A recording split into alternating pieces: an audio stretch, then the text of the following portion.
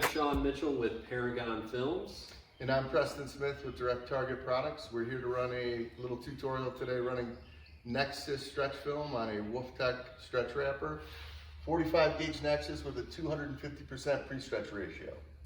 So we're going to talk about pre-stretch versus on-pallet stretch because it's a topic we see a lot of confusion about when we're out there in the field working as far as what pre-stretch actually is versus what on-pallet stretch actually is. So we're going to get into detail about what's going on inside of a film carriage and what's happening when our film is actually on the load and reached its full on-pallet stretch potential.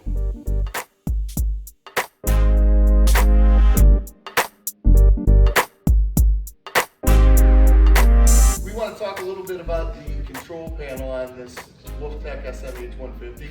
This is a standard control panel. It gives you some ability to allocate film onto the pallet a lot better than their basic control panel.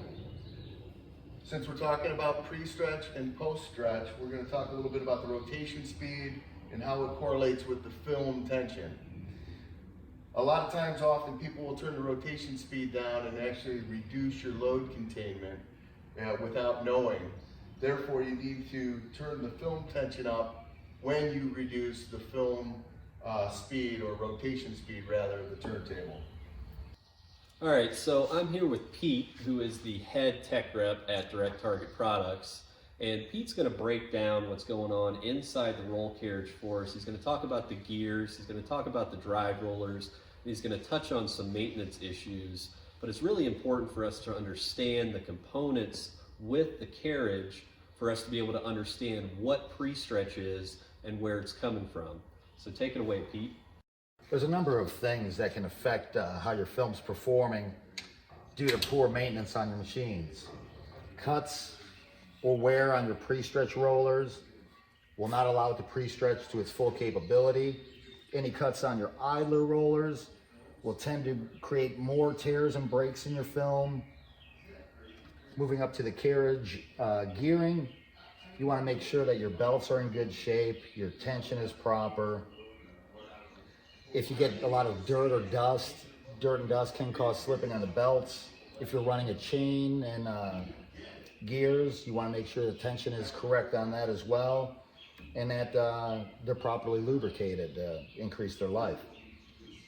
Probably the most important thing to note here is that when we're working on a piece of equipment that has this kind of mechanical pre-stretch gearing mechanism, it's important to note what that gearing ratio is and then do the proper calculations and testing on the film after it's been applied to the load to determine what level of on-pallet stretch we're achieving.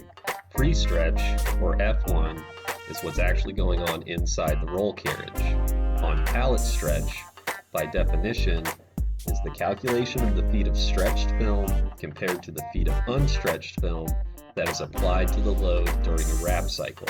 Post-stretch, or F2, which results in our on-pallet stretch, can be measured by first measuring the perimeter of the load, counting the number of revolutions of film applied, cutting the film off the load, and recording a weight.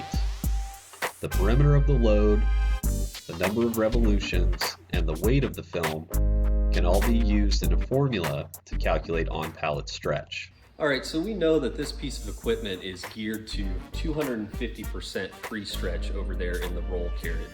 When we ran our first test, we were only achieving about 215% on-pallet stretch.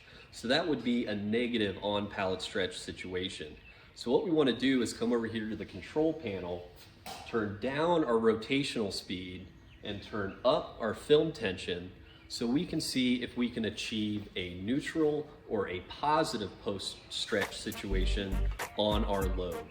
Learning how to diagnose a negative, neutral, or positive on-pallet stretch situation compared to what the pre-stretch gear ratio is makes us more effective in the field when we're performing film audits.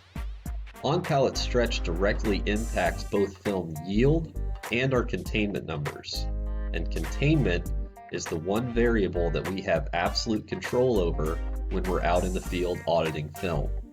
In our second series of tests, we were able to positively impact the on-pallet stretch levels and achieve about 260%. This would show our customer in the field better yield and better containment numbers. And that's why it's so important that we understand the relationship between the controls on the control panel and what we can do to positively impact our on-pallet stretch levels in real time when we're performing a film audit.